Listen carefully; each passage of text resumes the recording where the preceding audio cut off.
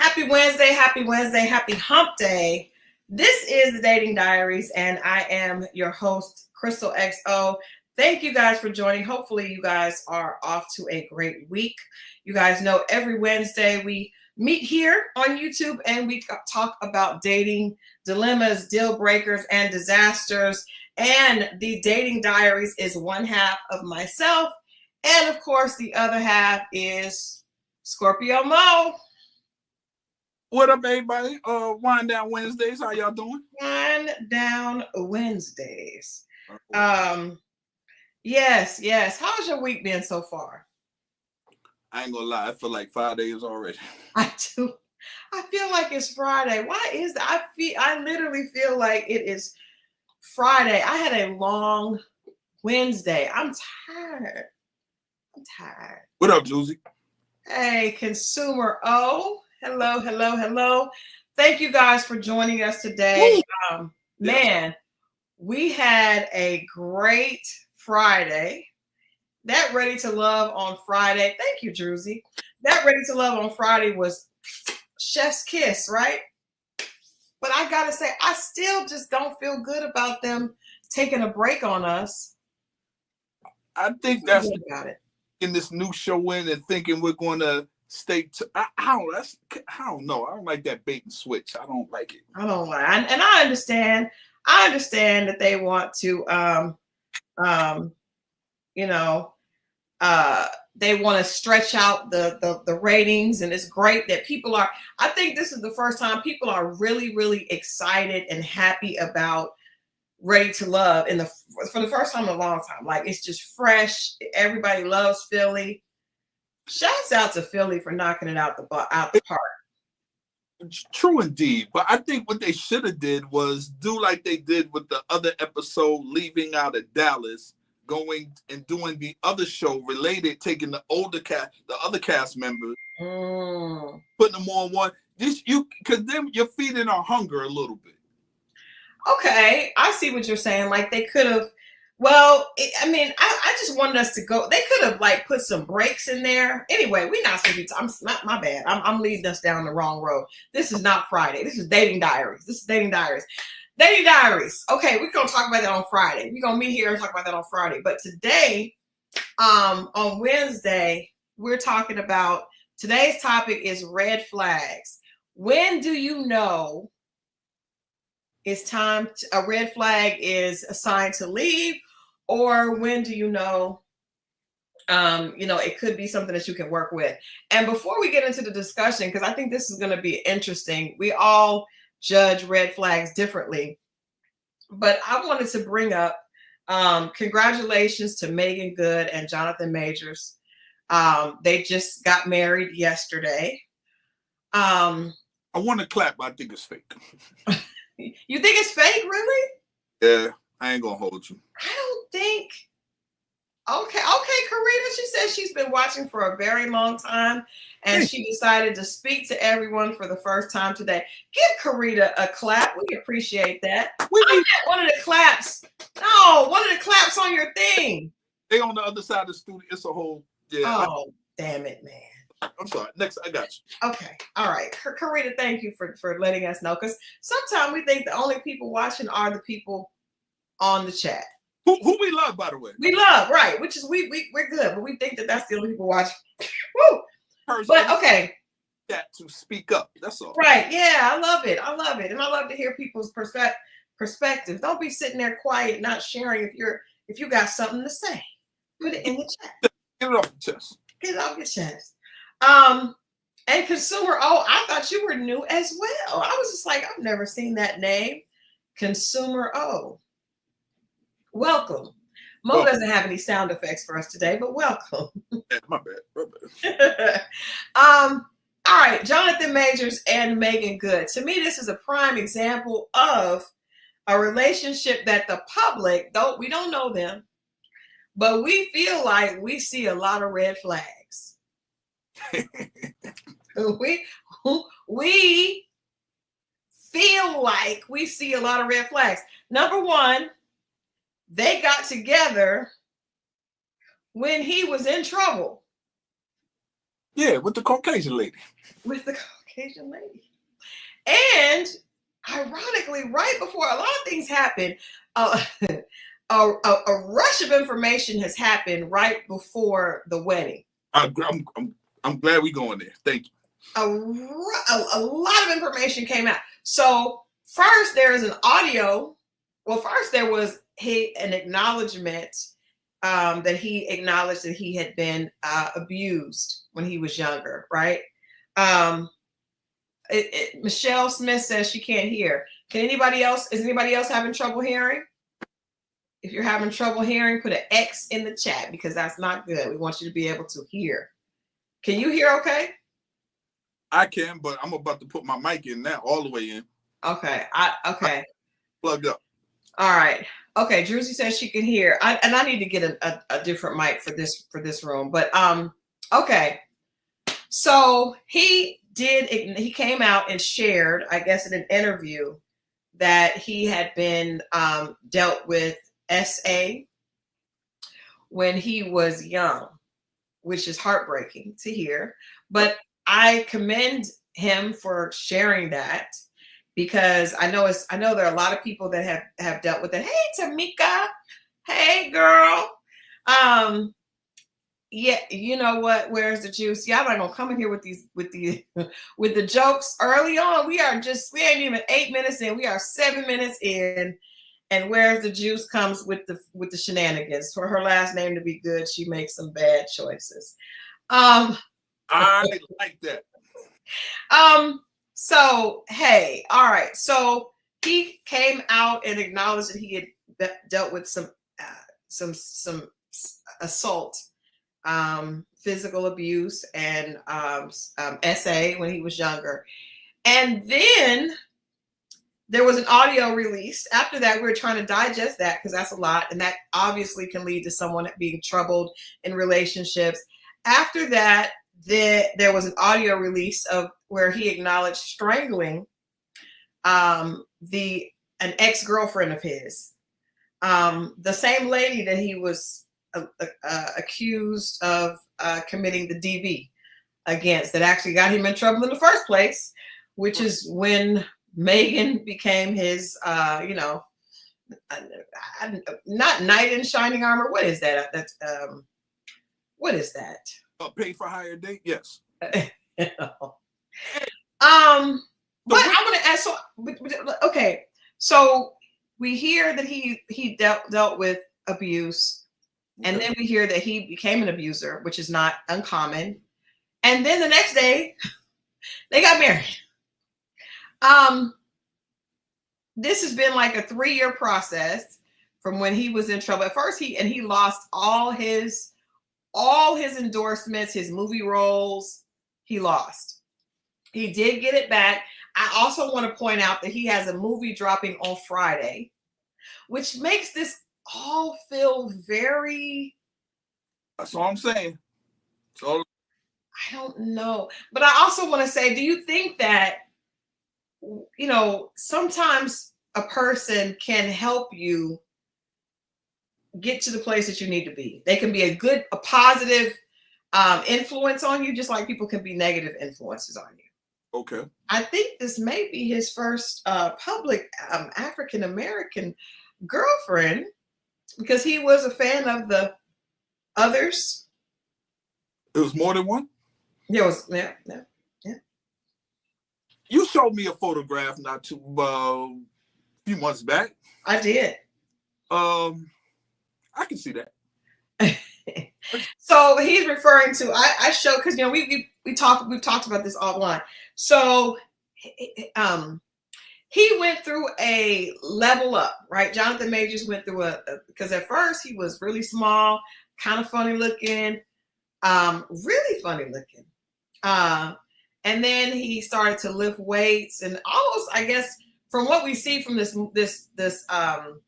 trailer for Magazine Dreams, it almost seems a little bit like his real life. Like he went through a metamorphosis where he turned into this thing that people considered a sex symbol, but he came from very humble beginnings, shall we say.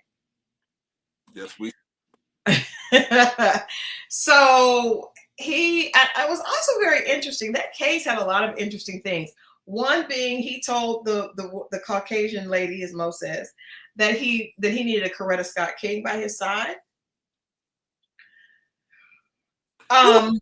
First a Martin Luther King Jr., correct? Before you can even get to the Coretta. I would assume.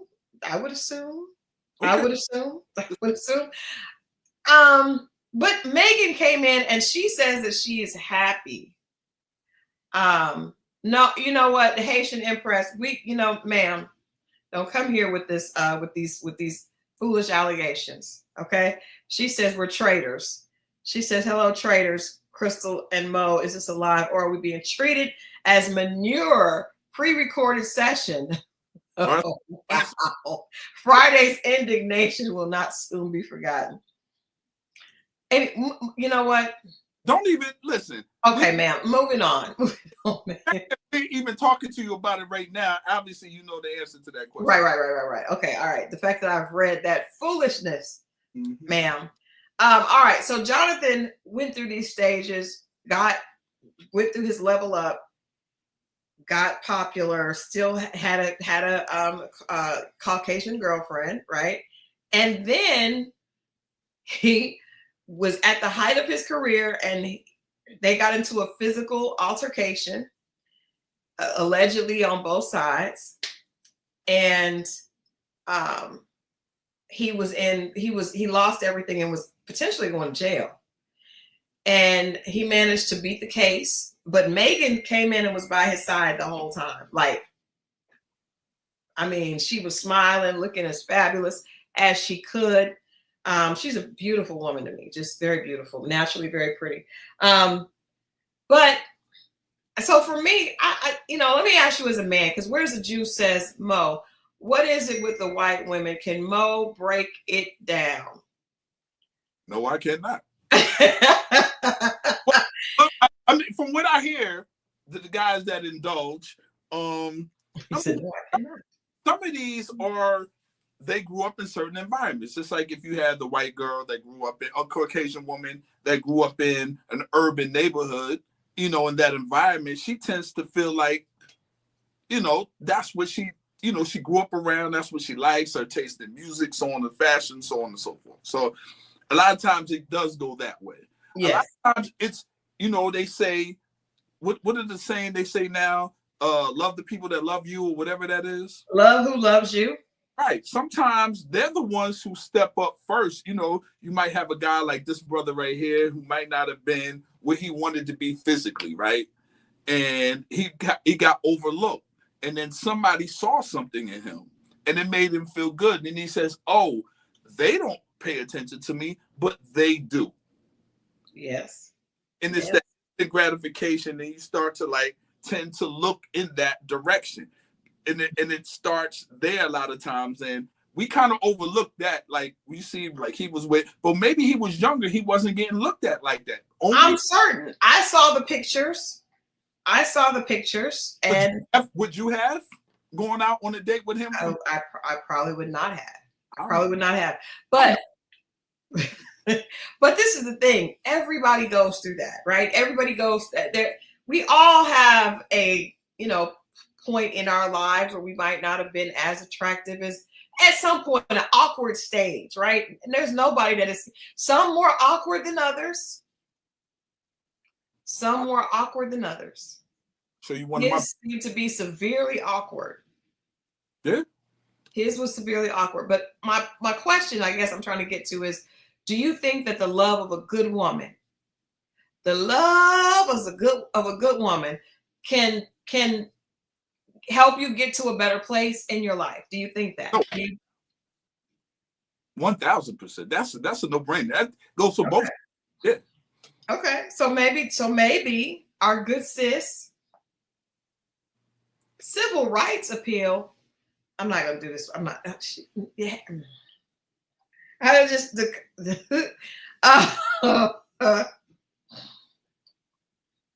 what does that mean, ma'am? What is civil rights appeal? What is civil rights appeal? I guess I'm wondering, like, where does it go between like helping a person and being that friend and maybe that godsend to where it becomes a handicap and you come into that person's life and kind of save them, and then you become, they do everything for you. This seems very the Martin Luther King vibe.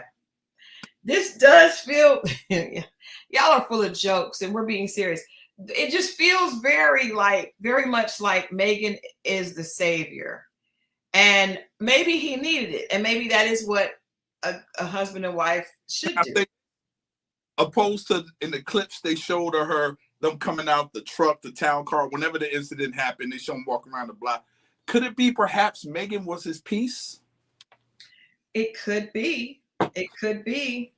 It could be. Thing. It could be, but but she was peaceful and he wasn't peaceful. Well, on the table, when you see the other thing in the limo, she was yappity. Well, she was yappity. She was a lot yappity. It did say that they were having arguments and she was upset and she was taking the phone and she was doing all this. And I would assume being with hey, Faithful Jones, thank you so much for saying hit the like button. Thank you guys for that. Please encourage the rest of the chat, but we appreciate you coming in and helping us say that. But and I don't think T who says you can't be out here talking about putting hands on women and I'm going to love you. I don't think he was talking about it, but it's obvious that was what he was in trouble for.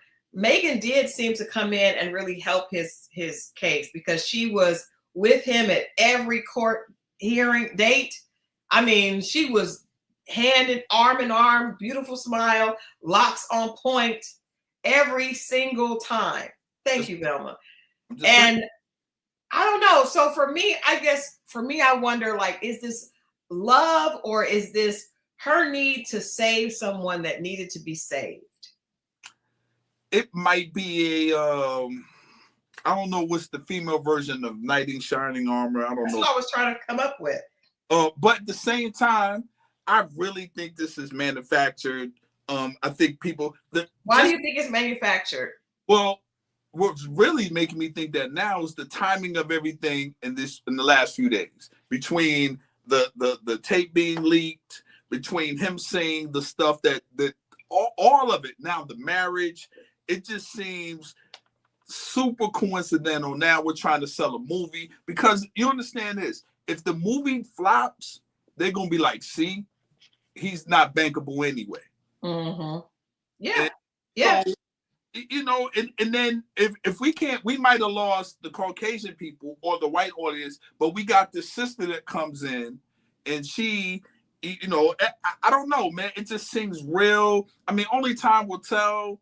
But I didn't see her do this much with the Donovan Franklin gentleman who just got married. He just got married too. And can I say, she bad. She bad too. She is.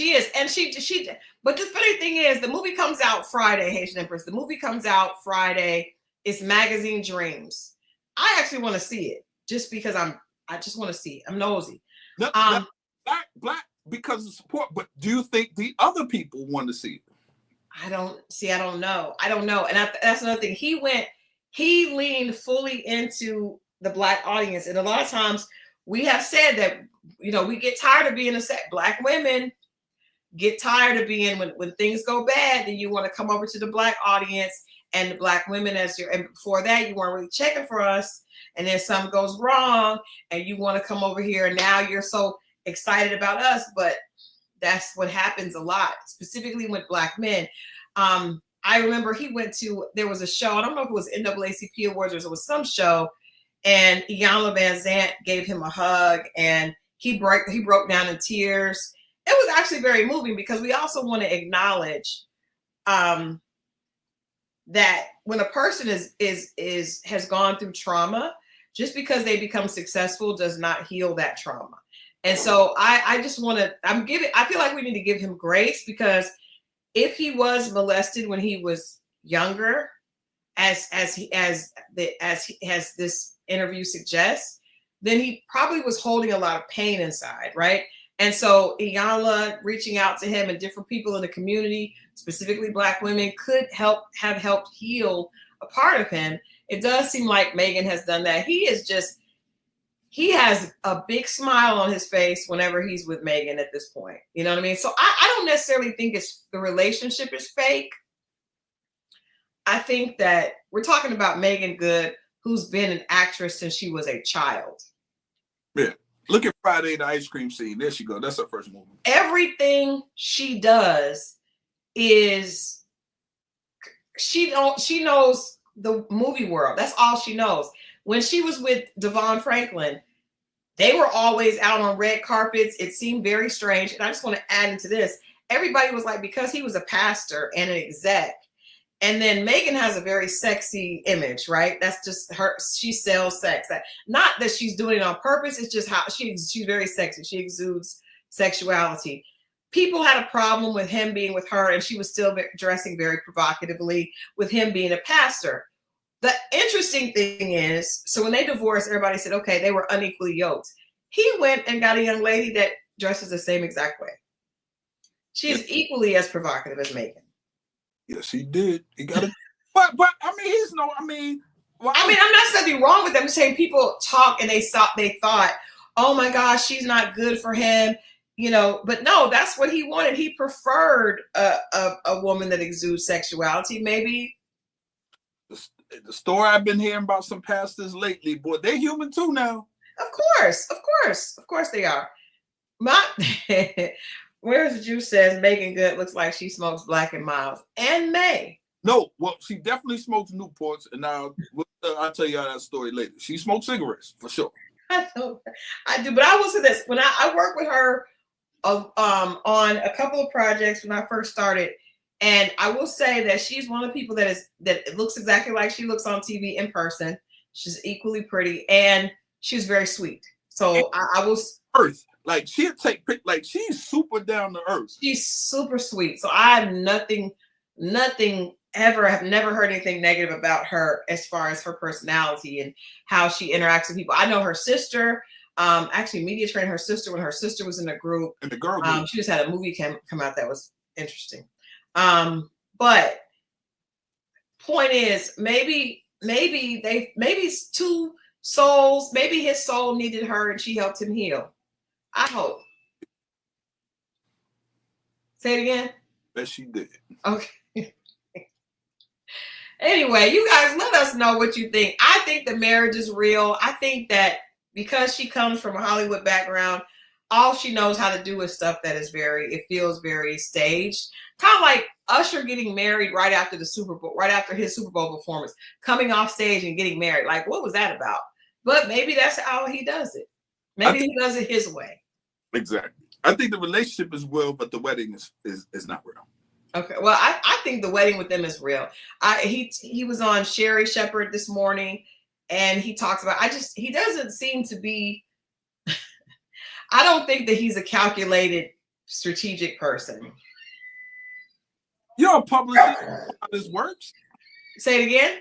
Publicist, you know how this works? I do, and I think if anything, them getting together was a publicity stunt to make him not look bad. But I don't think them staying together. I don't think they would have stayed together this long if there wasn't something to that. I think initially they probably got together because it was a good look for him. Gotcha. I don't believe that you would stay together this long and go to this extent. I mean, they're shucking and jiving on the dance floor. Did you see that? Did you see that video? I saw that video, but we still haven't dressed the hug. Hug? Michael Ealy hug. Oh, I forgot about that. Okay. Remind us. I forgot about that. I did forget about that. Like they might have been backstage somewhere. A lot of young Hollywood or Hollywood people back there. People passing by. Now I don't know. Some people said, suggested maybe him and Michael Ealy saw each other earlier, but she would have been there, so that just seems odd to me. But they come through and he sees her, and what's the brother's name? Jonathan standing there, and he got this look on his face like he hugged Megan and twirled her. He did. and put you twirling the man girl in front of him. Yeah. Or picked her off her feet. He did. He lifted her. He swept her off her feet. But it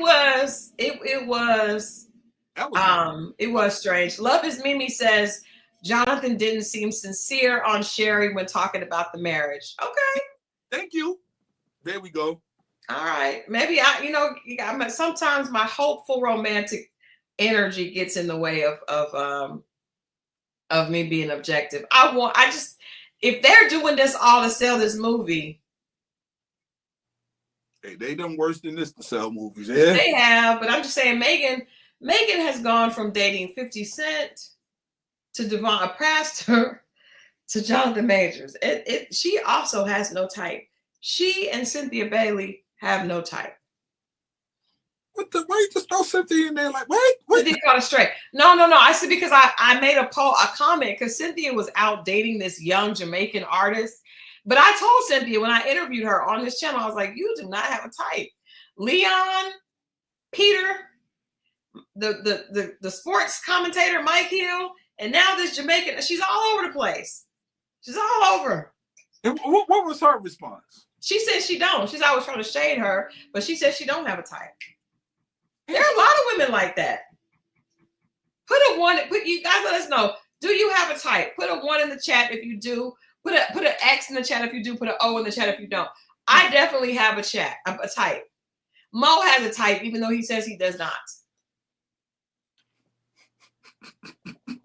Mo has a type. Most people have a type.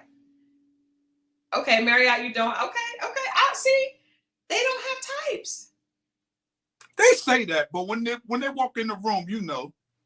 D said, I have a type and that's not what I married. I have a type and it's not what I married either. I mean, for the most part. See, Michelle Smith, I have no physical type at all. Who are you people?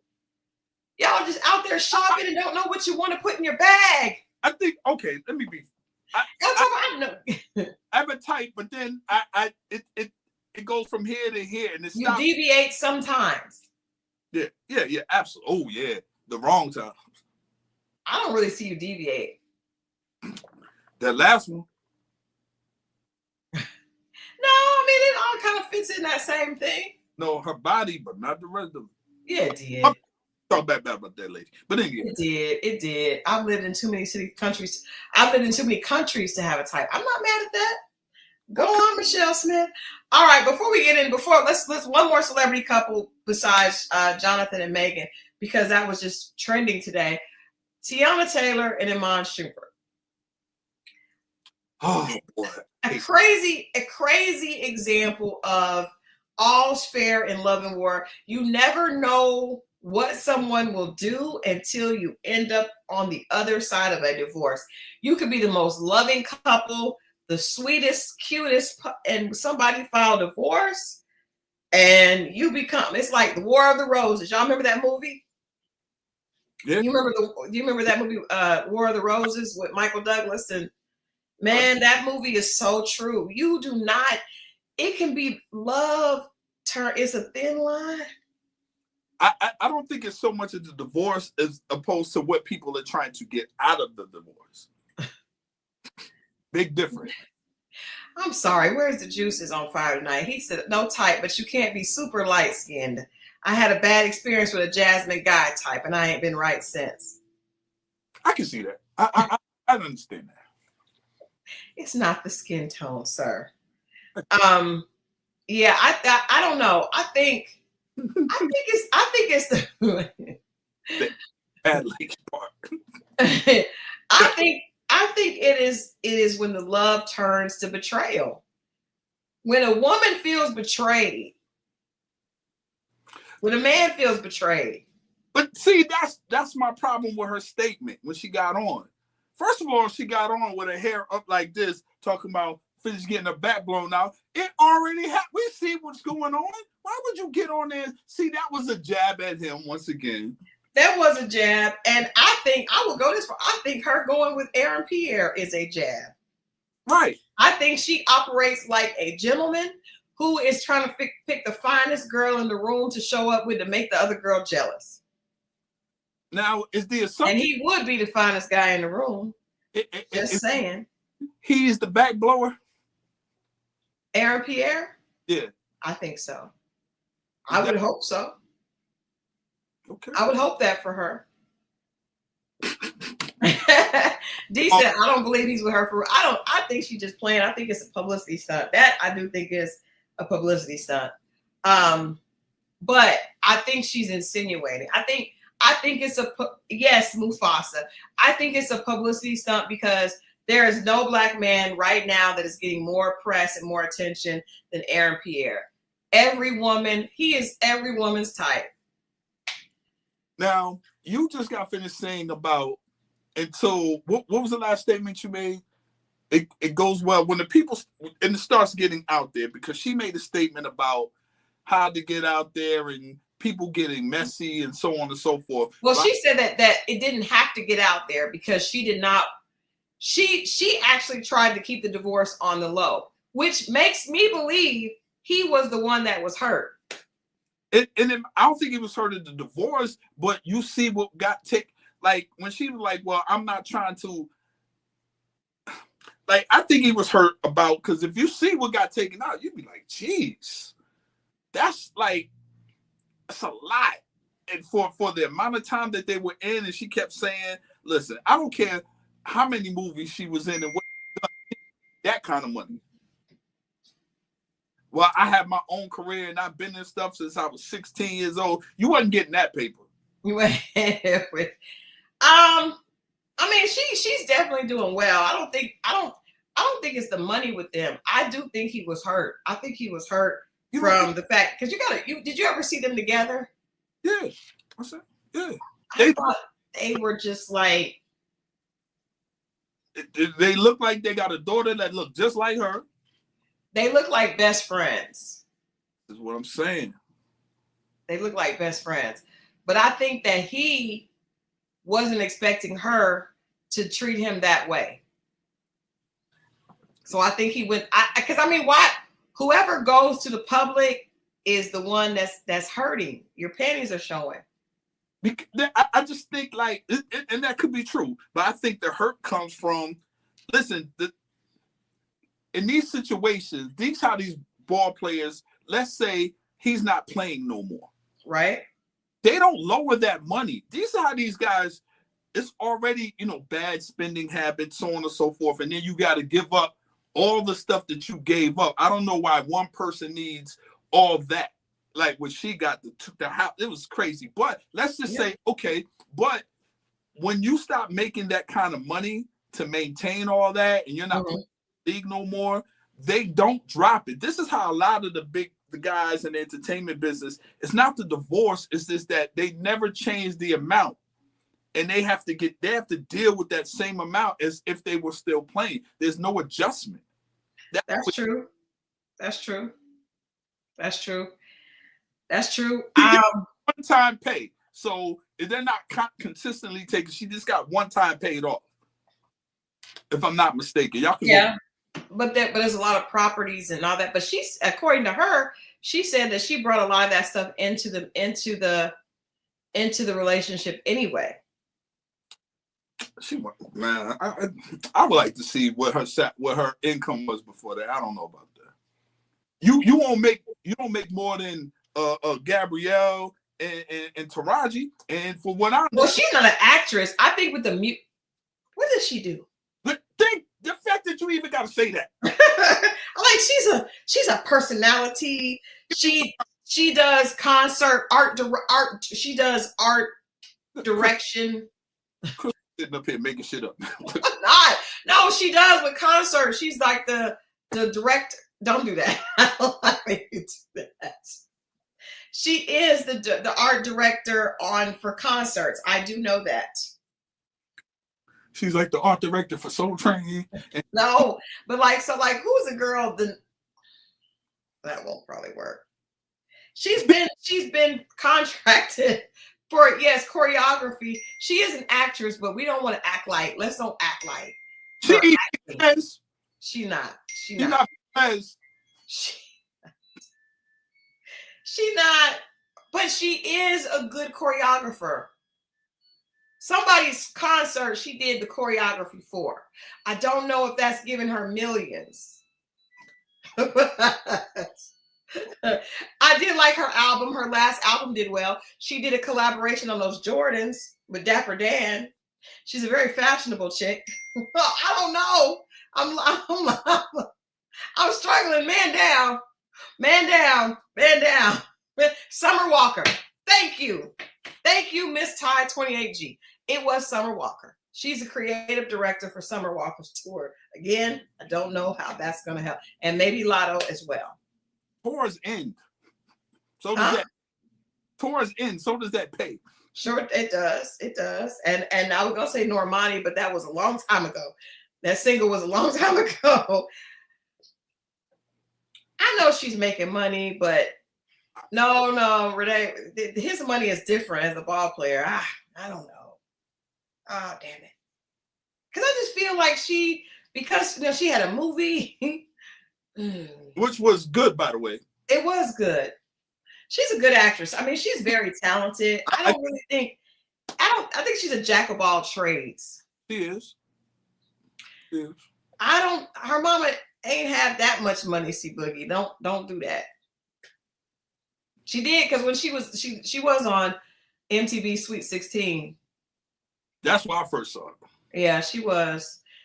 I met her not long after that, and she was. We keep skipping the fact that he's even. She likes girls too. She does. And she said, let's say this. Can we say this? Yeah. She said that she believes in bringing girls. She was the one that was bringing girls to their bedroom, right? And they did that together. I just think that never works out. That never leads to love and happiness. You know why? Tell me why. This is just my belief. Okay. There's no woman she's going to meet that makes that type of bread, right? Mm-hmm. But maybe she still has a thing for men, but she definitely desires women. Mm-hmm. So where are you going to get that type of bread from a woman?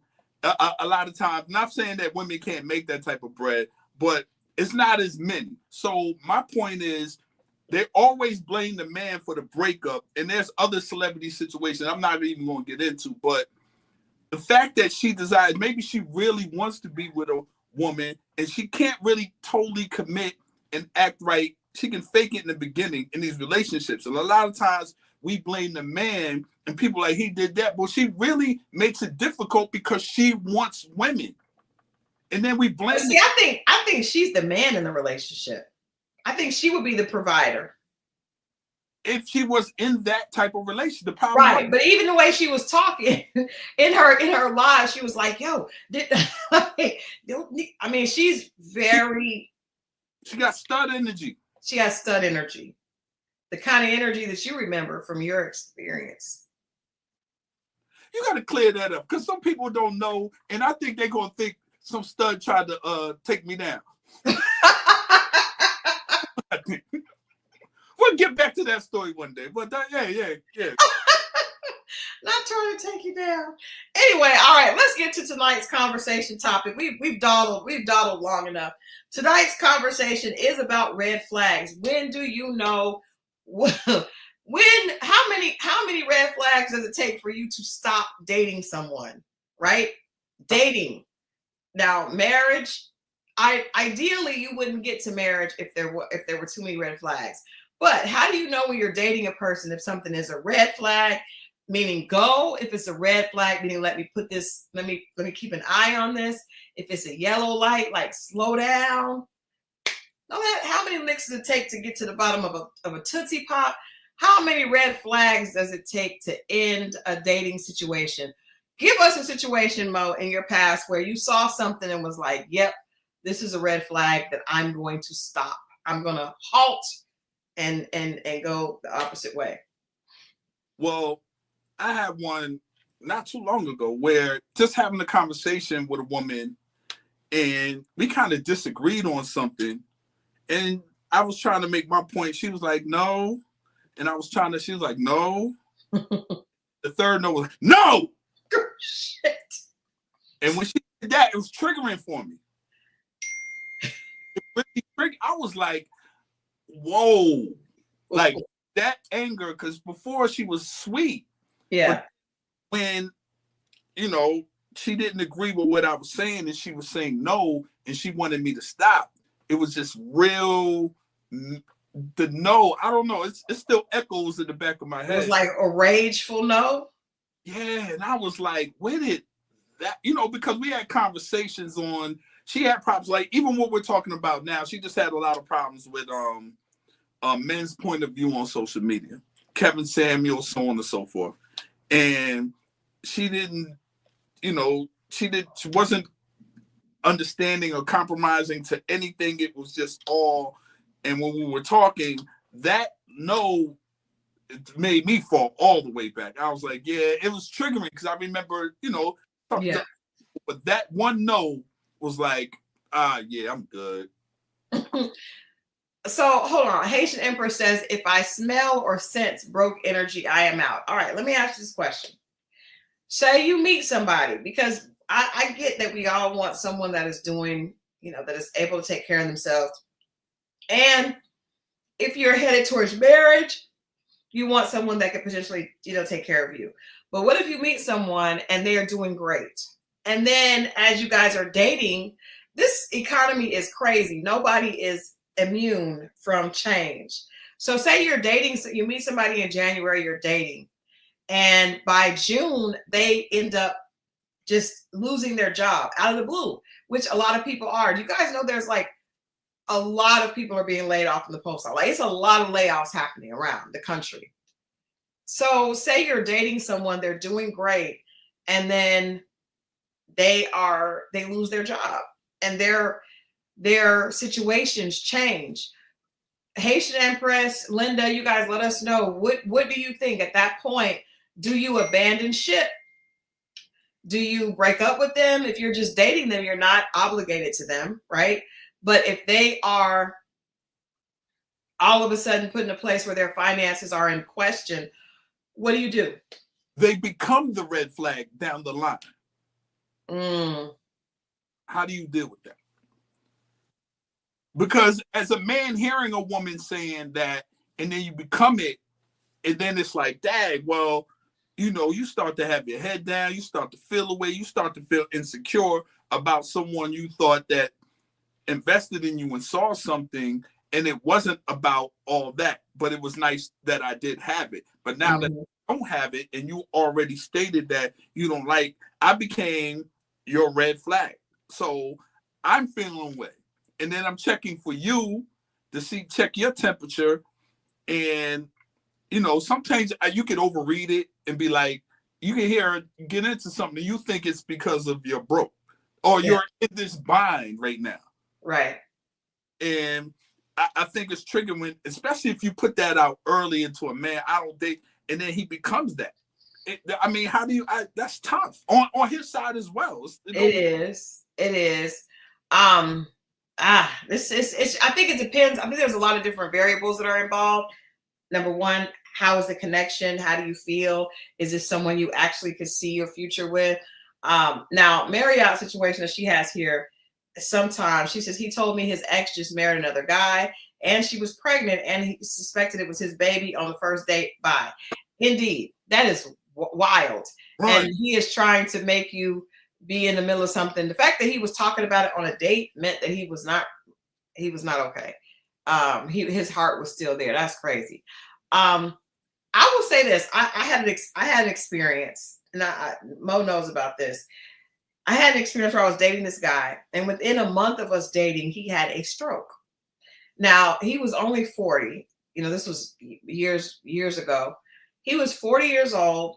We really, at this point, I liked him a lot, and he had a stroke.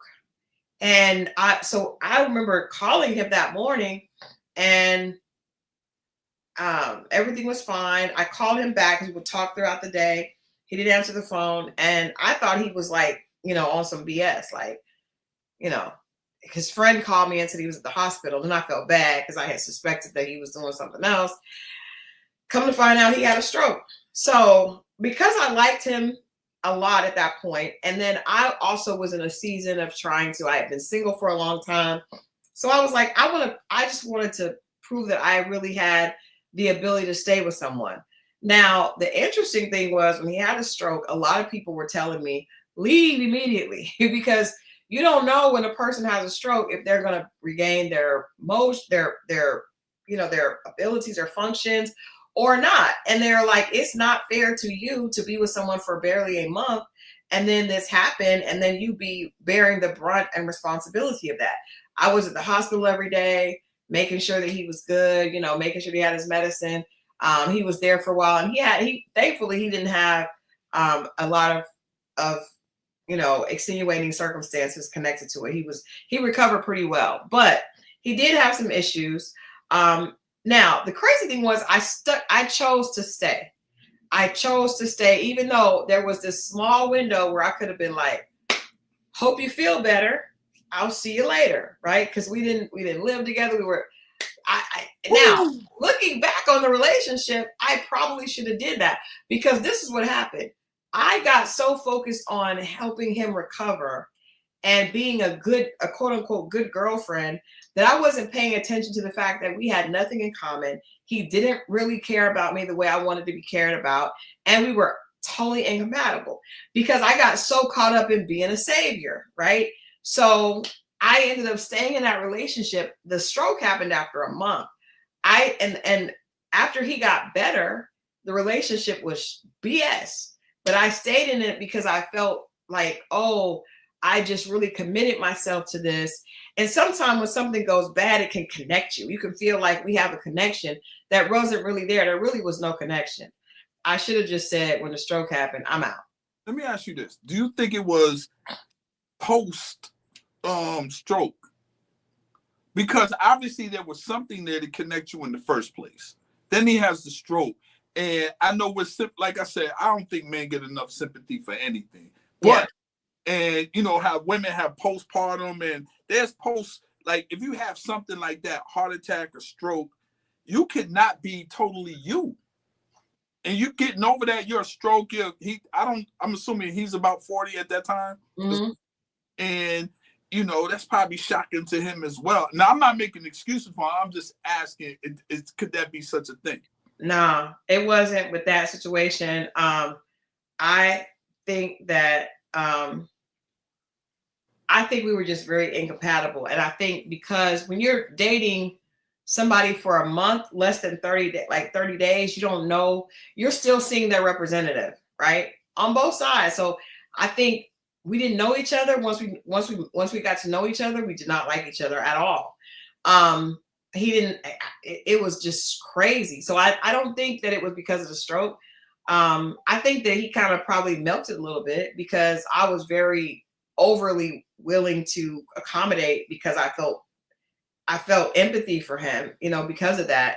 And so, yes, we had only been dating a month.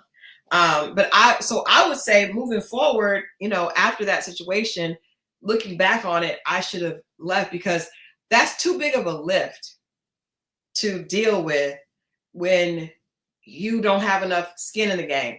Bonding over trauma. Exactly. I didn't have any trauma. I was good, but because he went through that, I was taking off work. Like I was, and I'm an entrepreneur. So I had events and I was like, my boyfriend had a stroke. I got to do, and people were understanding to an extent, but it was still a burden for me. But I did it because I'm thinking like, if this is someone I'm trying to plan a future with, that's what I would want in return. But I believe that was a huge mistake. And I say that because of how it turned out and because it was just too early. If he kind of had a situation where he was not able to walk or not able to speak, or not able to work, that would have been horrible for me because then I would have been stuck in a situation where I'm taking care of someone that might not have really been the right person for me, He didn't have anyone else necessarily. He had a sister, but she was married and had her family. And quite honestly, I kind of felt like his friends and everybody was pretty much glad I was there because then they didn't have to deal with it. But looking back, I would never encourage anybody to do that early into dating. and before you've really gotten to know that person. That's got to be tough, man. Yeah. Ooh, that's got to be tough. Yeah. Okay. Miss J. Reed brought up that the Ashley from Ready to Love, first season of Ready to Love. Okay.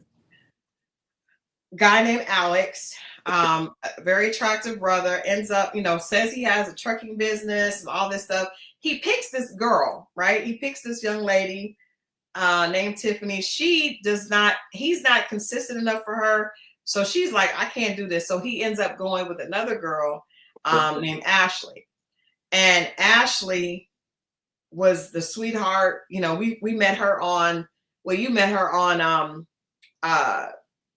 Next Move, the next Ready to Love, My Next Move, Ashley. Gotcha. So he ends up, he's with Ashley for barely 2 weeks out of the show. Barely 2 weeks. And then he ends up getting sick, goes in the hospital. They can't figure out what's wrong with him. He's in a coma. He's deathly sick. She goes to the hospital. She's there every day, just like myself. She's like, I'm going to be there for him. This is it. And he ended up, I mean, he was really sick, but there was another woman that he had the whole time. She ended up getting played so bad because she, out of the goodness of her heart, was trying to help him. So I think that unless you have skin in the game, you gotta let it go. You gotta let it go. A person rehabilitates themselves. You moved on. They rehabilitate themselves, and they get better, and then you see them out. Does the man have the right to be like, nah, I'm good? Yeah. Everybody always has a right to be like, because guess what? If the girl was a certain way and she got in the gym, got her body together and looking good, and the guy comes back that didn't want to deal with her in the past, she has the right to be like, I'm good. Everybody has the right to be like, I'm good. We all go through situations where we're not at our best, and maybe somebody rejects us or doesn't recognize our value based on where they see us. Then you definitely have a right to be like, it is what it is. But a lot of times that person doesn't even, like, for instance, I was teasing Mo because we saw that AD and got engaged to the guy Ollie. AD from Love is Blind got engaged to another guy from Love is Blind, and her ex Clay. People were saying that Clay fumbled the bag, and he was like, "Did I? Did I?" Because everybody assumes that an ex is going to be super upset or big mad when they see you moved on, but a lot of times a person may not even care. Yeah, they put way too much on that. I'm just like, he like, did you know that? He know what that is. But yeah, that Ollie and AD, it doesn't make sense to me either.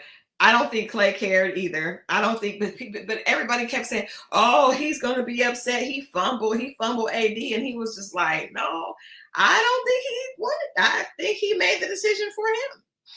Not everybody is like that. Like, I could see any one of my exes now as a multimillionaire, I still wouldn't feel like I fumbled the bag. I would feel like I'm with the right person.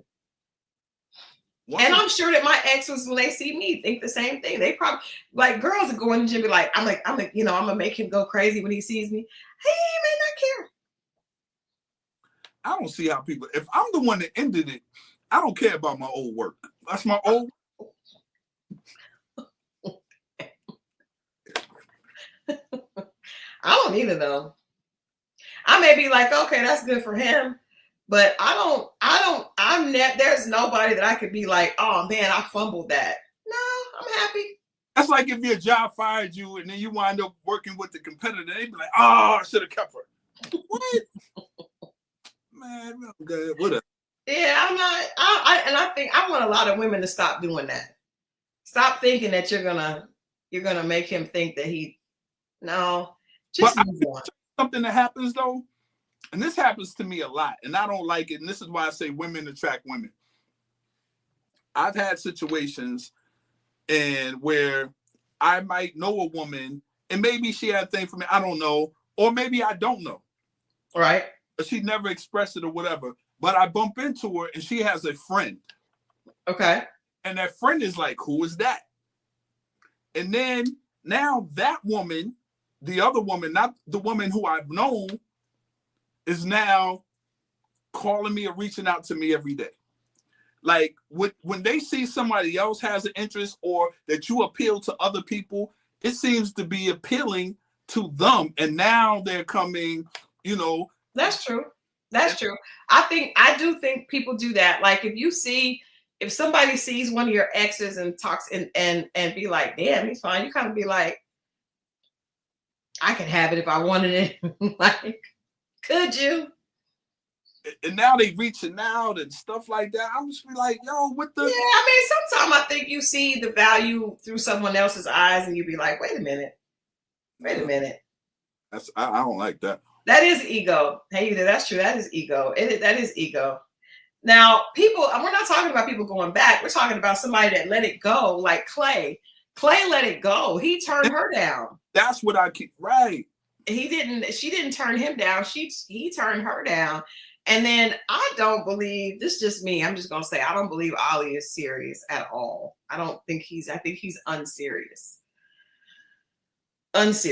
But I don't think Clay is. And I'll take something else. Watching Married at First Sight last night, Akechi acted very strange, but I don't think he really wants Iman. I don't think he is jealous of the guy that Iman is engaged to. I think Iman is hoping that's the case and the dude is putting 10 on the 2, but I don't think that Akechi is upset because she's married, like she's getting married.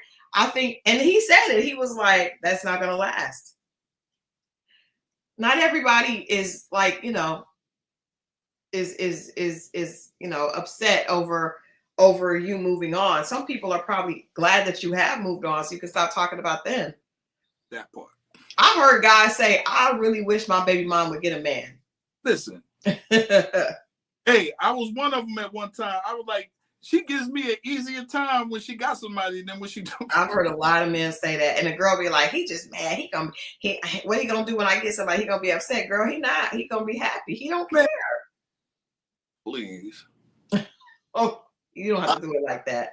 You don't have to do it like that. Oh my gosh. Yeah. Beanie and Mo does not care about MM and her bottom basement relationship. He doesn't. I don't know exactly what he does care about, but it damn sure ain't MM. I don't understand to be Akechi, but I don't know. It's definitely not MM. Let me let's talk about some other red flags. So how do you know, Mo, if the girl says something and, like the girl that screamed no, how do you know if maybe the good could outweigh the bad, or do you just leave, or is that red flag big enough for you to be like, I'm out? I mean, obviously it was, obviously. Well, because I was playing back other conversations where that same subject, it was building up to that. Like it was on the same subject. And she expressed their case for it. And that's cool. Mm-hmm. Hear it at that point, and I'm just trying to get to know you. Yeah. I'm like, not. And also, you have to understand people's past are different. So, for someone else, but that was triggering for me. Yeah. You know, not the no, the expression of it at that point, because I was like, oh man, and like people get triggered, men get triggered as well. Yeah. And I, and that's not said enough. And then it's just like, well, you didn't give me a chance, or you don't really know me. I know me. I've heard girls say that. I mean, I know girls up to that to you, like, well, you didn't give me a chance. It's like, why would you want to beg somebody to give you a chance? I don't think you should ever do that. I will say to women, this is my thing. If you have too many things that are going to be an issue in the beginning, I feel like it's enough to say I'm out, because there are going to be some big things that come later. Like for what Marriott said, if you sit down at the table and you telling me stuff on the first date, sir, because you got to know with anybody, there's going to be issues. Anybody. Absolutely. And if you got issues from the gate, then I don't know. What if you were talking to a young lady and she tells you that she acknowledges that she has mental health issues? Is she seeking help? She knows this. She's in therapy and maybe she's on some medication for depression or for bipolar. What is your thought process? You guys in the chat, let us know too. If you meet somebody and they tell you that they're bipolar or they have, a mental illness, what is the modus operandi for that? Not why are you on a date with me? Your patients, are they seeking help? Ask more questions, definitely about the last relationship. Tiptoe if you're going to enter. Tiptoe. Don't move. I like that. Yeah. Don't move too fast. Super take your time. Give them some grace, but at the same, because people work. Like, I'm not mad at problems. Life happens. We can't control. What I'm saying? I do have a problem if you create problems. I know people with that energy, like they're always in the mix of something. Like they're always stirring the pot. They always got issues that they create. Life happens. Not life problems. I'm talking about people that create or draw problems. Those people. But in this situation, obviously that's something they can't help or they're seeking help for. I would encourage anyone to take your time, tiptoe, do your research on what they have. And that's a good point. Do your research to see if you can handle it. Because I have a guy friend that said he was dating a girl that shared with him that she was bipolar. And she took medicine, so she was able to control it. But because he had done some research, when she stopped taking the medicine, then he was, he had to keep it to push on. But I think everybody has different bandwidth. Has a different emotional bandwidth. I know me, and I know what I can handle. And I think sometimes if that person looks a certain way, or if they fit the parameters that we have in our mind of what we want, we will try to make it work, stretch it out. In that situation with the guy that had the stroke, it was, my type or what I like, or at least what I thought, you know what I mean? But it really wasn't. But I would definitely, I don't think it's wrong to put yourself first. I went to a workshop on Monday with Zoma St. John. Amazing time. I'm gonna post some clips from it. The interview I'm gonna post on next week. Really, really good interview with her, and she's super dope. For any of you, career women, I don't suggest going to many people's workshops, but it was definitely worth it. But one of the things that she said is that it is not wrong. In fact, it is right to put yourself first, and that means in terms of relationships, in terms of parenthood, in terms of your job. It is not wrong to put yourself first. And I think men do that much better than women because of their dynamic. They if you got to be the breadwinner and you got to go to war and kill whatever, how men initially were, their setup is to survival of the fittest. I got to survive if I'm going to help you, right? But women a lot of times will put others ahead of themselves. I know I've been definitely guilty of that. And actually, even in my life recently, it was good for me to hear that, not in my relationship, but just other things around me, trying to help everybody. And sometimes you don't realize that you are drowning yourself. So I would say in relationships, in getting to know people, if something doesn't feel right and it feels like it's going to be heavy for you early on, it's okay for you to get out. It's okay for you to say, that's too much for me. I don't want to take that on right now. You only got one life. You got one life.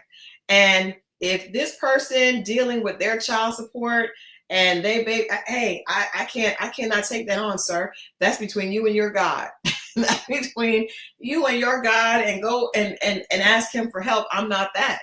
But a lot of times I think we try to be a savior. And I don't think you should do that until you are married to a person. And even then, there's an extent that you still have to save yourself. Hey, can I tell you something? Mm-hmm. The girl that lived downstairs, she ain't wrapped too tight. Why are you whispering as though she can hear you? She might. But they what told do you mean me she ain't wrapped too tight? Because I told you the incident where we bumped. I didn't even know it was a girl lived downstairs, and then she was like, she saw me and was like, it was awkward because I see we locked eyes. I was just like, hey, and I kept it moving. Hey, don't talk to me. Don't you ever talk. She just like snapped out. And I told the people at the leasing office, because I'm cool with them, I was like, hey, I don't know why this woman, and she was like, she has autism. And she's able to live by herself and whatever, but it just, I didn't know, and they didn't want, I see her, but she's like real pretty girl, but she was, and I seen the gentleman go to her, I wanted to warn her. He probably already know. I'm just saying. Let's put that up. Yes. It's the fact that you leaned in and started whispering. But you know what? I mean, this is just a real conversation. I have patience. I know I have a friend that has a child that has autism, right? And I was thinking, like, when I am real particular about kids, mm-hmm. I specifically had two. I wanted to have one. Mm-hmm. And mine were, I didn't know how to deal with mine. Mine were both on the honor roll, right? One of them is low-key a genius. Not that's what I know how to deal with, right? And so I remember, but I remember when my son was little, I was like, because he was kind of slow at first, I was like, is something wrong with him? Like, let's figure it out. Like, and I took him, it turns out he just couldn't hear. But I think, when I was thinking about dating someone, if I was dating someone, you know what? I'm not going to let you guys keep doing this to me. Marriott, no. I'm going to say no. I'm going to put me first. Mo, make this stop. First of all, someone said that I look like Angie Stone. Okay? Then somebody said that I look like Latasha Scott. And now Marriott has said that I look like Sahara from Ready to Love. Come on now. Y'all, come on. Why y'all doing this to me? Why y'all doing this to me? What the? Sahara? Yeah, do you know how? First of all, I don't have any ponytail puffs. I don't have no ponytail puffs. Y'all reaching now. Y'all been reaching. But Angie Stone. How you gonna Natasha, and then Sahara. I had to take my glasses off for that. Hold up, man. I'm glad I got a man, because y'all got me out here like this. Why y'all got me out here? I gotta take another drink. That's crazy. And I'm not saying those women are all beautiful women. I don't think I look like any of them, and they all look so different. And y'all, come on, stop it. Come on now. Stop it. Don't do that to me. I ain't do that to you, Marriott. I don't do you like that. Don't do me like that. I don't have no ponytail puffs. I don't have, I'm not going to do that. All right. Continue. Don't let that continue. Okay. All right. I'm just saying, it's only, I try to work on my self-esteem, but then they just tear me down. Yeah. What was I saying? Autism. So if you're dating a child, I'm dating a person. I'm sorry. Oh. Dating a person whose child has autism. Right.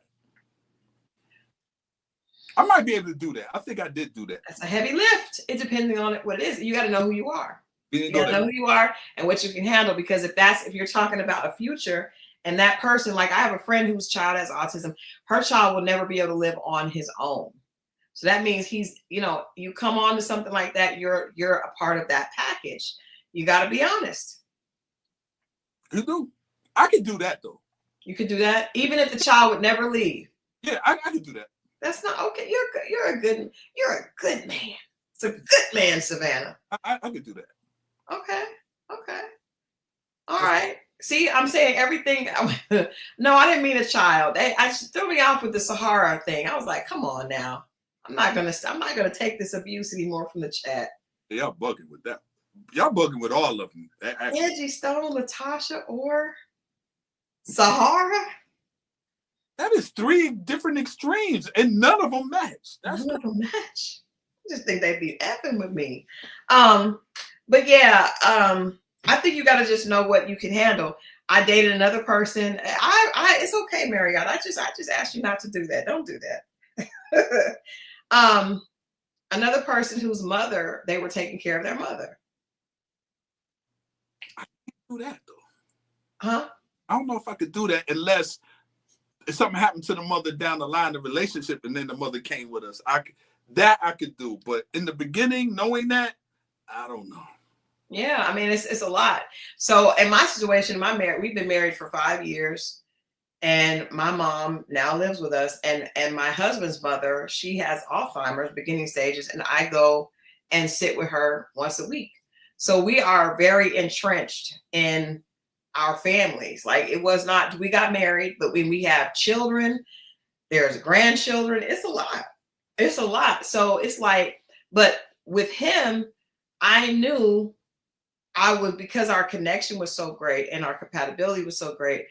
And I know how I love my family. I was okay with, I wanted someone else to love their family like that. But you have to know that this is a part of the package. You got to know that that's what that is, Absolutely. you know? And so you got to think about now going into something like that. That's rough. That's what I'm saying. Yeah. Like when it can happen really quick. Remember when I was talking to the hearing impaired lady? Couldn't do it. I tried. Couldn't do it. How soon did you know? Did you know from the jump that she had a hearing? I knew first conversation because she kept repeating herself, and then she heard my voice like every time I had to. I mean, she kept saying, I don't even want to say. She just kept saying, you know, what you think, and then I had to keep saying it, and then she heard my voice go up, and then I think she heard like I'm hearing impaired, and I was like, oh, she was deaf. So I was like, cool, and I was still cool with that. But that wasn't the thing. It was the dirty hearing aid on the second date that threw me off, and I was like, I can't do it. So you would have been okay if the hearing aid had been clean. Yeah, my patience. I noticed the patience I needed, but when I saw the dirty, because she was sitting on this side, I saw the dirty hearing aid. I was like, what else is dirty? And then I told y'all the story. I couldn't get the closed caption off my TV. I had to. Didn't you try to call her? Didn't you call her to try to get? At that time, I had a universal remote and I couldn't get the closed caption off the TV. When she put it on there, we was watching Django. No, Django was the movie. We watched something at the house, and I was trying to get it off after I ghosted her for 3 days. And I never watched TV in my living room. And then I'm looking at it. I'm like, dang, she put this on there. And I'm trying to get it off. And I can't. So that's when I called her. I broke down. I didn't want to do it. And I was like, hey. And I tried to act like I just talked to her. I said, hey, said her name. I was like, hey, how you doing? Quick question. How do you get? And then she just took a pause. And she was like, figure it out yourself. And hung up the phone on me. That had me, I was like, I had to go on YouTube and figure it out. Why did you go on YouTube? I wasn't thinking, I was panicking because I was like, why is this thing? At first I was just going to leave it, but it kept covering the TV. I was like, man, let me just. I panicked. I should have just took my time. You should have. That is cool. Not you ghosted her. Yeah. And then call her, and then you didn't have to mimic her when you said what you said. You didn't have to do that in her voice. You didn't have to do that. But I wanted y'all to take y'all there so you can see how. Anyway, it's not important. But my point is the patience. I think I could have. That wasn't the reason. So I can deal with a handicap or issue. Yes. I'm crying, Nola. I'm trying. I can't. All right.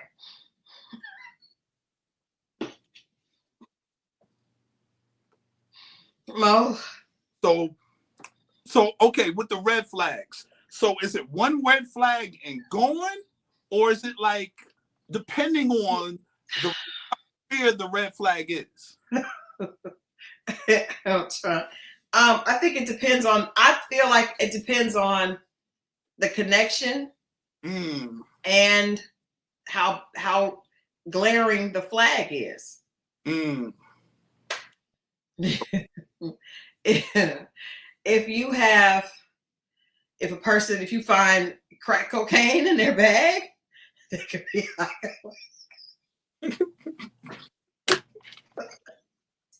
no, seriously, you never know what people got going on. I think they should break up for you with you for snooping through their bag.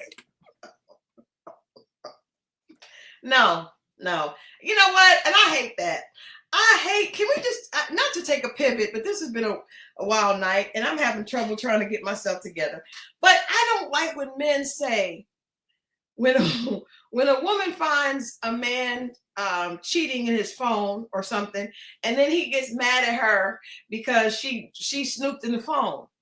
And it's like, well, you know, if you go looking, you're gonna find something. No, I'm only gonna find something if there's something in your phone. If you're so, you know, if you're not doing anything, then I'm gonna look in there and not find anything. It's not like because I try that, because I'm snooping, something's gonna create itself. I'm snooping because stuff was in there and I had an intuition that it was in there. So if you find nothing, do you go to them and say, you know what? I snooped through your stuff. I didn't find anything. No, I don't say that. Why would I say that? Why would I say that? That doesn't even make sense. No, but that will be my argument. So I'm like, you just cost us something, because either way, you did do it by you were in violation of privacy, right? No. Either if you found something or not. No. Linda V said that happened for real. My kid's father, he showed me he was putting it in his weed. He wanted to let me know he had a problem. See, I'm telling you that you thought I was just saying it. Hey, depending on that's a real thing. I got family members who've done that. So that's a real thing. Yeah, but no, I don't believe in that, Mo. I don't believe in that. I think if I look at the phone and I find nothing, I replace it. And I think to myself, oh, that's so, you know, he's a good man, Savannah. And then I give him maybe a little extra loving. I'm not going to go confess to him that I was looking through his phone. There's no harm, no foul. I think you should have to tell them. And then decision they want to deal with a snooper. Mo, what if you were dating a girl, you guys are in a relationship, she goes to the bathroom, and her phone is turned over face down, as we know cheaters like to do. And then something happened and her phone flipped over and you see a text message that has water and eggplant. How did her phone flip over, Christal? Maybe you just bumped into it accidentally. This is all the lamest. I'm saying, have you ever looked at a phone? Nope. Now, I seen if the phone was faced up, you know how it lights up? Yes. I've seen names, but at that time I'm seeing the names, I'm either about to hit or already just got finished hitting. Sounds like I'm hitting me. He's only trying to reach her. I ain't with But her. is it your girl though? I mean, ain't no girl gonna come. I mean, not have her phone face up. No, I'm not looking through no phone. Okay, but and the crazy thing about that is men to be like, I ain't never been cheated on. Yes, you have, sir. No, I definitely have. But I'm saying it was in that turned down phone. I'm not. Hey, one of my. I've had a conversation with a woman, and I was like, it might have been the first or second date. I was like, you ever hear what they say about people with their phones face down? And she was like, yeah, I just keep it on, so it doesn't distract me. And obviously I didn't fall for that, but I didn't really care because I wasn't invested. I'm talking about when you are invested, Mo. When is that time coming? No, I mean, say it again. When are you invested, Mo? I don't know. When these women show me something different, I don't know. You know how to go. Anyway, it's not important. But what is important is that I'm not looking for stuff like looking through penny drawers and stuff like that, trying to find stuff. Listen, if it's meant for me to find, I will find it. So you don't worry about it. You're in a relationship. Some behavior starts changing. Your male intuition, if y'all even have that, kicks in. I'm gonna start asking questions. My to go up, and I'm gonna watch your behavior. But you do know that for men, when you start asking questions, they get mad.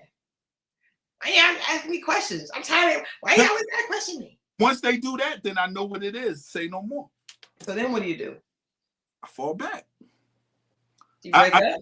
I start getting on the phone. It depends if I got, because my mistake is if I start liking them, I start fading the rest of the people away. You let go of your other hoes. First of all, I would never disrespect them women and call them hoes.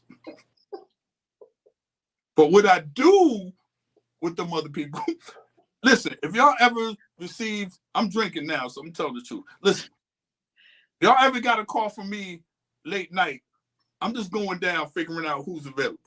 I'm just putting it out there. Whoever pick up, that's who I'm into. Thank you for that. Thank you for that information. I don't know what that has to do with the topic, but okay, that's good to know. What I'm saying is, I'm not into them. And you get rid of your. But I'm saying, Mo, we're talking about what do you do if you are into someone?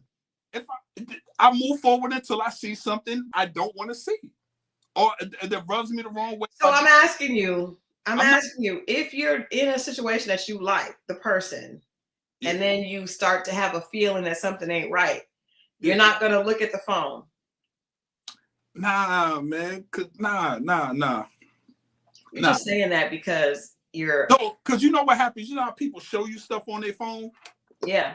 They show you, and then a call come through. Yeah.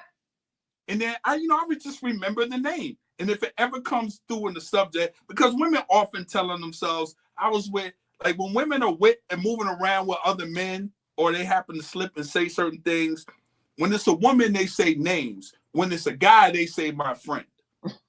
Hip to that, just so y'all know. So I'm listening and I'm taking down information. And we're hip to you doing it as well. We're hip to men doing it as well. I don't know what you're talking about. Yeah. I told Mo the other day, whenever he tells me something, and this is just if a man will be secretive with a friend, a platonic friend, and you know what they will do with a actual chick. I'm not. When Mo is talking, he'll be like, you know what? Somebody told me such and such. And I know if he says somebody told me, he's talking about a girl that likes him. Somebody told me that I should do such and such. Like, here we go with this shit again. No. Now, if it's a dude, it'd be like, yeah, I was talking to Corey, or I was talking to this person, talking to this person. But if it's a girl, somebody said. I say the guy. I say the people you know.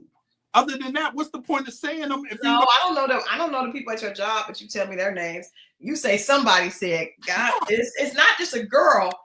It's not just a girl. It's a girl that's into you that has some commentary that you want to share. Yeah. It's not because you'll tell me if it's a regular chick at your job because you don't like them. I don't talk to no women in my job. It ain't even that many women in my job. Trust me. No, but when you did work with women that you were at your job that you didn't like, that they liked you, you tell me their name. Gloria said. I don't tell you their names. I'm gonna be honest with you. I don't know none of their names. Dolores said, you know what? Oh, that's gave me the butt. We're getting off. All right. So we said bad red flags versus small red flags, or if the person is worth the infraction. I feel like if it's like for example, my husband shared with me that he had 4 daughters. Now, every guy that I met before that, if I heard that number, I would have been out like the road runner. Literally. But because we had such a great connection, I was like, okay, that's something I can deal with. I'm telling you, before, my tennis shoes would have been on. Was it the 4 or was it the 4 daughters? 4. I don't like big numbers of anything. I got you. Not into big numbers. Yeah, I'd have been like, I'm out. I think the most, because I dated this one guy that had 3 daughters, and I was like, this just doesn't feel comfortable. Because I'm thinking like this is all but I mean it was and I met his daughters and I saw that he's just such a loving father. It made me be open to that, where with someone else I'd have been like, I'm out of here. I'm out of here. I know with him, he doesn't like that I'm not a domestic person. He doesn't like that I'm such a career-driven woman. But I think because he liked me, but I think he really prefers a pick-me. Whoa. I think he prefers a pick-me. He likes one that's cooking and cleaning and scrubbing baseboards. But that's not me. Pick-me? Yeah. Y'all just changed the definition up on me real quick. No, it's a woman that just, puts the man first and puts herself last. And I think that's really what most men prefer. I disagree with that. Really, Mo? Yeah, I disagree with the fact that that's a pick-me, or that he necessarily. What is your definition of a pick-me? I don't even like that term. I'm just using it. I don't believe in that. Like, if a woman wants to step up and be like, make herself available for a man, they say pick me. No, I didn't say that. I didn't say that. No, I said a woman that puts the stuff that I heard about women saying that. Now I'm hearing, well, if she does have a man, to me it sounds like she's already picked. So what is wrong with if he's doing something traditional? And I'm not saying that's right or wrong. I'm just saying what's wrong with her doing something tradition wants tradition. I don't know. I'm not saying that. I don't have a problem with tradition. I'm saying a woman that puts herself last and will just whatever you like. That's what I think a pick me is. Like in on Coming to America, whatever you like. That's what I'm talking about. Catering or taking care of a man, cater to you, like the Beyonce record or whoever made that record. He ain't trying to hear you talk about no Beyonce record. It's like that's a pick me, and I just think that's not what I said. I don't have a problem catering to someone that caters to you. I said in my definition of pick me is a woman that puts herself last and puts the man first. So whatever he says, she's just tripping over herself to do whatever he wants, and she doesn't care about herself.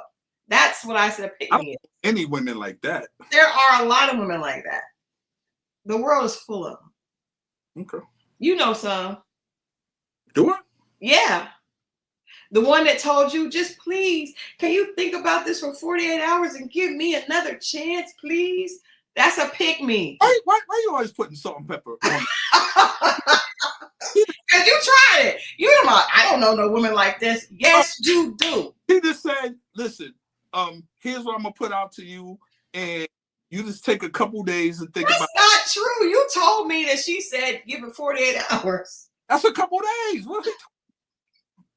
Yes. And you told her no, and then she came back in and tried to convince you to pick her, right? She tried to convince me to see about her and I, not pick her. Pick her, yes, pick her. Same difference. Okay. Well, Joda says, I met a guy. He was smart, tall, sexy, had a good job, but was a smoker. I went ghost. I saw him months after, and he asked me why I stopped talking to him. I said, I can't date a smoker. Now, I agree with that, but why didn't you tell him that then? So that if he might have thought that you were worth stopping for him to stop smoking. Say that again. She said he was smart, tall, sexy, and had a good job. I was just like, girl, you had a lot of things out of that you need. Why didn't you just say, I cannot date a man who's a smoker? Because he might have been like, Joda's so amazing, I'll stop smoking. My husband stopped smoking because I told him that. He did. He had 4 kids and was a smoker. I really just was like, okay. But he stopped smoking. He does not smoke anymore. And see, ladies, she got a ring. See, Jody, you could have, you might have let him go too quick. He might have said he was gonna stop. I think as long as you're honest, I think you give the person a chance to choose. That's fair. Now, if somebody said, I remember a friend told me, and this is so funny because I literally changed later. So a friend of mine from college came to visit me early on after my divorce, and he said, I think you should stop wearing weave and wear your hair natural, because I think that most guys that are, the type of man that you would want is not going to take you serious with all that weave and, that kind of thing. And I was like, heck no, I will not stop wearing weave for that. No. And then 15 years later, I ended up locking my hair. But I wasn't willing to give it up at that time. You know what I mean? I was not willing to. And I was kind of low key offended that would be an issue. He was like, I think your job, you being an entertainment publicist, is a turn off for a lot of men. I was like, I will never stop working my job for a man, nor will I change my hair for a man. Like, I was not doing that. But I do think, like, if somebody told me something that could benefit them, that could benefit me, I might have considered it. But I remember, Sugar Pie, you get it, you get in your bed. Get in your bed. Yeah, Sugar Pie is in her, I guess, like her 4th or 5th month of pregnancy. So true, your dog is knocked up. Yeah, she's knocked up. Yeah. Yeah, she kind of has a little waddle now. She's eating a lot of food. She is eating so much food. Sugar Pie, you tell them that you're eating so much food. She is like, I mean, she eats Kane's food. She's eating for 6. Well, we don't know that it's 6. We know it's 2 to 4 babies. My poor dog. Yeah. I am gonna spay her, but it's a little late now.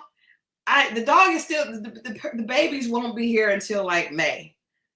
Okay. And I'll show you guys the puppies when they come. Hopefully everything will be fine. Yeah, Sugar Pie is an expected mom.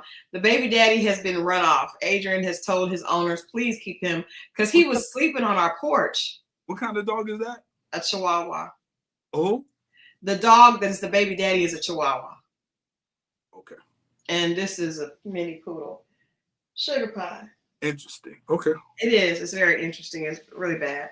But yeah, you see what whoring around did to you, Sugar Pie.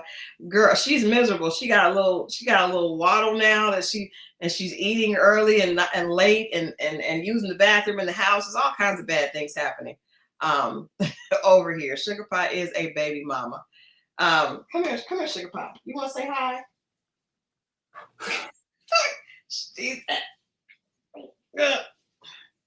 Y'all see the little belly.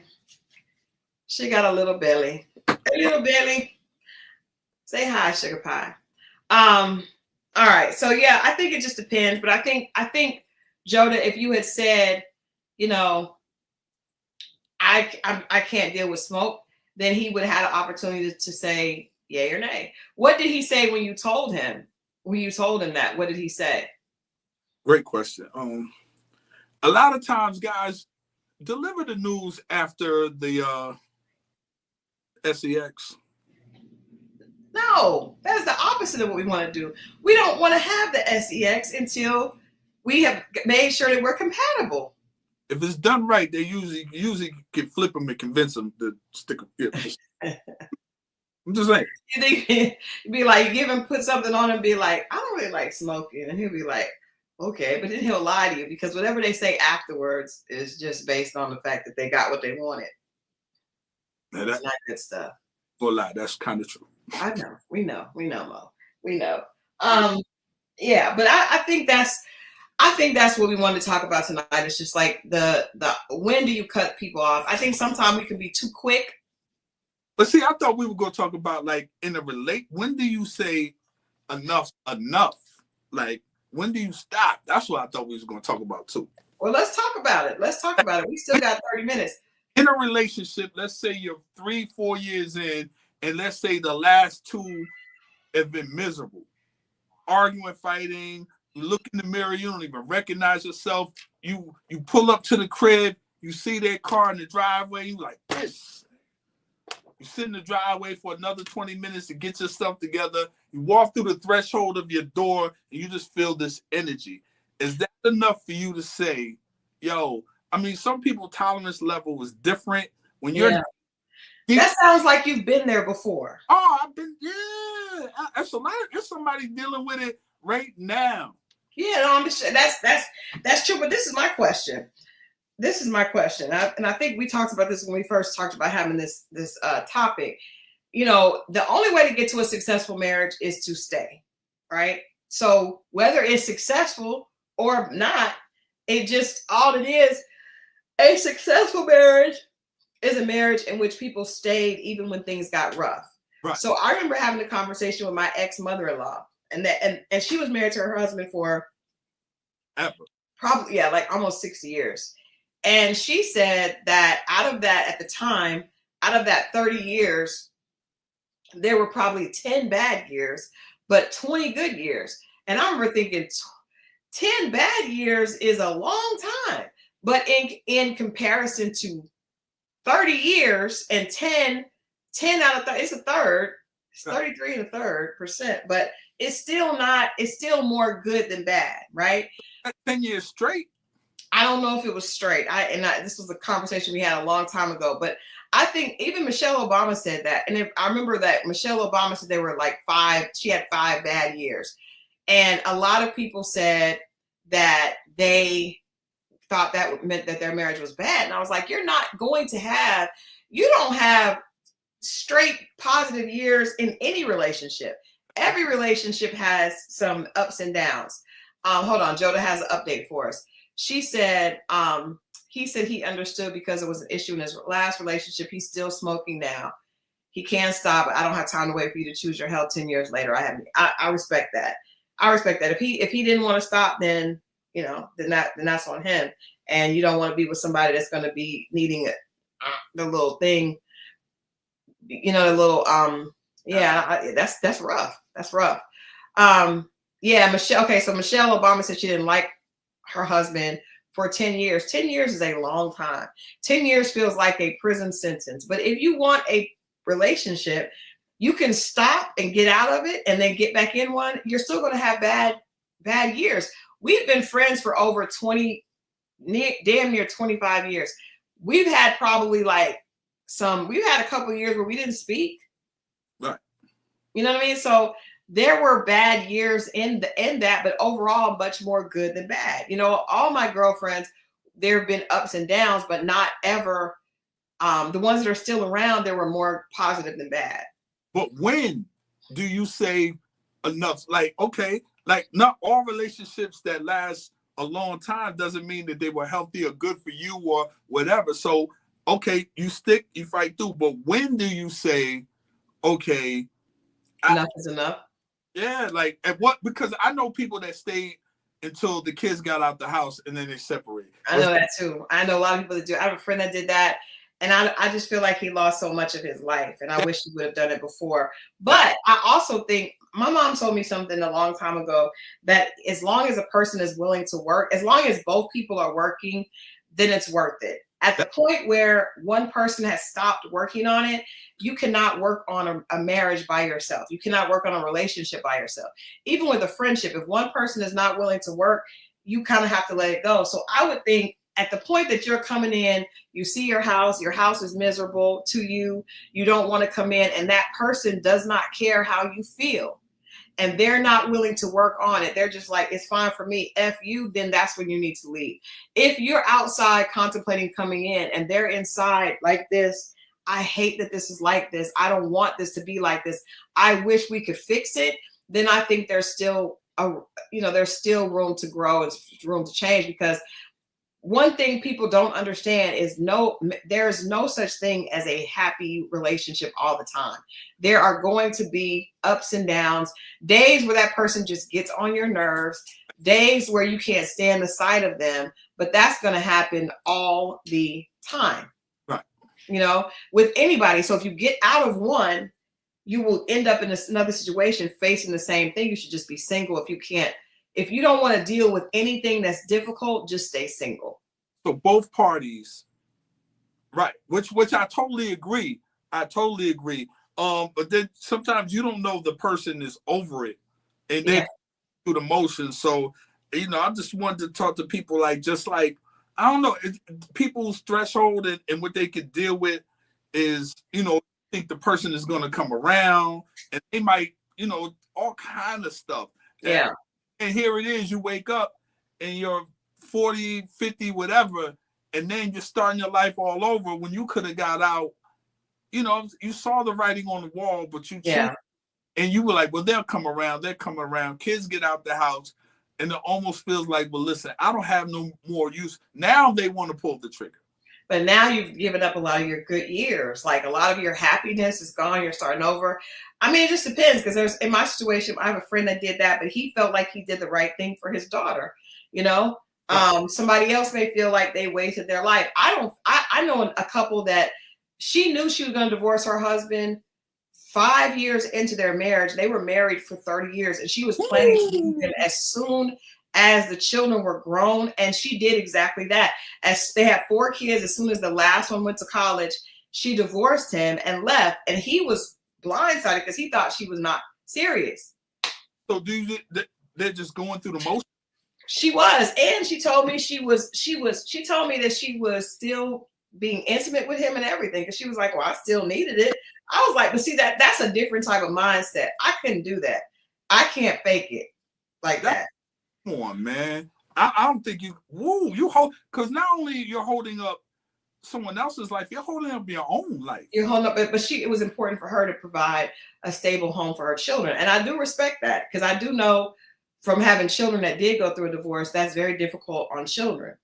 So let me ask you this. You don't think it's healthy, or it could be healthy or unhealthy, to stay in a relationship and the parent, like, you're cool, but the other parent is miserable, and their kids are seeing them miserable, not seeing them in a great space, whether it's with someone else or by themselves? Which is more healthier? Them to stay there knowing that because then the kids might feel like it was all a facade the last X amount of years that my parents were together, and yeah, they did it for me, but they were unhappy.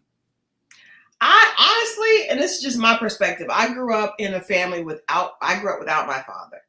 And I was heartbroken when I could not provide a stable home for my children. That bothered me more than anything. That's one of the biggest failures of my life, right? Because I knew how I felt growing up in a house without my dad. I would have sacrificed for my children to grow up with their father, because I mean, it caused a lot of issues, and for their development. But I was not in control of that, because it took 2 people. So I would say I would rather stay for the children. I think when you have children, but see, there I go again, doing the opposite of what Mazoma said. I think when you have children, you have to put them first. And I think you have to make sure that you do what's best for them. And I think it's always best as long as nobody's being abused. Now, if the children are seeing parents be physically abusive and verbally even abusive, that's a problem. But if you guys just want to be with other people and got tired of each other, and the sex ain't hitting on what it used to be hitting on, then I think kids, they're a lot more stable when they grow up in stable homes. So you use the other person for the kids, and then the kids move on, and the other person. I don't think you use them. I think you decided when you got married for you guys to make a commitment to your family. And but I mean, I no longer have that choice, because I don't have any children. But that's also why, little children, but that's also why after I got divorced, I really did not want to have children with anybody else, because I didn't want to raise children in a broken family. I think that if you can keep from doing that, it's the best thing, because I just saw what my kids went through. This is my personal experience. I saw what my children went through, and the change in them when they lost their father in the house was heartbreaking. Now, I know a lot of people believe in it. They love to do it. They say, I ain't got to be with you because we got kids. Well, and then, you leave, and then the kids are torn. They usually end up with one parent more than the other. And I just see, even with my husband's family, them kids would have been better if their parents had been together. That not that they're bad now, they're great kids, but I'm just saying they would have had a lot less trauma if they did not have to pick a parent. That's always difficult for kids, in my opinion. Hold on. I just want to say to Joda, she keeps giving us updates here. She said, such a shame though, Christal, because the man is fine. Goddamn, dimples deeper than a puddle, voice giving very white, a beautiful chocolate man. Ma'am, I understand that the smoking is bad, but maybe you could have put a patch on him. When he goes to sleep or something. It sounds like that was you don't meet too many of them out there. So if you could have put a patch on it, maybe you could have put a patch on it. You did the right thing, but I'm just saying, I think it's not come by very often. When the kids feel like they got to choose, that's because the parents made them feel that way. Yeah, but most of the time people don't break up amicably. People break up with jagged edges. But that's not on the kid. That's on the parents. It is. That's my point. That's what I'm saying. Like, I don't think people should have children, and just not care. The children are a result of 2 people. Right. So there's no way that those children can be balanced without the input from two people. Oh, I just heard something today. It just made me think of something crazy. What did you hear? I'll tell you offline. You can't do that because now the chat's going to get mad. Oh. Well, I found out about a situation with some people. How do I say this? People at my job, higher ups, and I found out why they exited. It seemed like abruptly. Oh, okay. Well, okay. I thought it was something to do with dating. Okay, never mind. We'll regroup off chat offline. Edna. What's up, Edna? What up? Good evening, Edna. You are coming on in here late. Coming on in here when we almost out of here, Edna. We got to do a whole shout out because I'm seeing Asian Princess, Druzy, Marriott, Edna, all the Jamrock. Yes, Joda with the girl. I'm just saying, if it's something that beautiful, I mean, just keep it as a friend. C-Dub, all y'all. Okay. Okay. Auntie Kim has something to say. She says, I felt the opposite. My parents were divorced, but my mother did such a good job raising us that when my husband started tripping, I didn't hesitate to leave. I knew I could do it on my own. That's beautiful. See, we all have different perspectives. And that's the beautiful thing about this. We all have different perspectives. You just never know what what someone else may think. But that's also why I think it's important to talk to the person that you're with, because if you guys are coming from two different perspectives, that can be difficult in compatibility down the road. If one person feels like at the first sign of problems they should leave, and the other person feels like they should stay regardless of anything. There are a lot of people that feel like, if my husband cheats on me, if he does this, does that, I'm staying. And then some people feel like at the first sign of something, I'm leaving. You need to know what that other person thinks, so you don't get blindsided. But then again, when it comes to love and relationships, I think that we don't know what we will do. That part. That's true. You can never say what somebody else would do, because a lot of times you don't know what you would do. I'm telling you, when I went through my heartbreak, I became a person that I did not even know. So it would be sometimes. I did not know myself. That's why them old songs from the 70s are true. What is that movie with Vivica Fox? I think it was two that can play that game. You see Morris Chestnut, he shaving in the house with the roll. He going through it. Yeah. Anthony Anderson had to help him bring himself back to life. I just saw it. That was on TV the other day. Okay. Yep. It was just, you don't know. You don't know what you will do until you're in that situation. And sometimes you will end up being somebody that you never thought you would be. That part. I would definitely say divorce showed me a side to Christal I did not know. I know one thing. I went through a whole bottle of wine sitting up there talking to y'all. But keep to. Oh wow! Oh, you did. Indeed, you did. I should have had me some wine tonight because I've had a long day. But you know what? Whenever we come together as an XO family, I always enjoy it so much. I could be tired, I could be over it, but the conversation and the interaction and everything just wakes me up and gives me energy. Y'all have no idea. Yeah, we have. It's good energy. Y'all bring us good energy, so we do truly appreciate that. Yes, and for those of you that are just spoke today, Consumer O and Carnita, thank you so much for letting us know you were there. Sometimes we see the same names and we know them, but you know what, Haitian Empress, it's all love, always. It is hard to choose yourself, Jamrock. It really is. It took for my mom and my sister to come to my house and ask me why I was staying. I looked very unhappy. So I had to choose myself. It's not easy. Had to explain to my kids and all that. One love. It is. It's very difficult. You can't pour from an empty cup, man. If you're not healed, you're not in a good space. You can't, because energy is transferable. So it's like, we gotta it's nothing wrong with sometimes if it comes off selfish to other people, sometimes that's what it takes to move forward. And they'll be all right. If they love you, they'll be all right. I agree. I definitely agree with that. Like people, you know, and I think that's a difficult lesson to learn.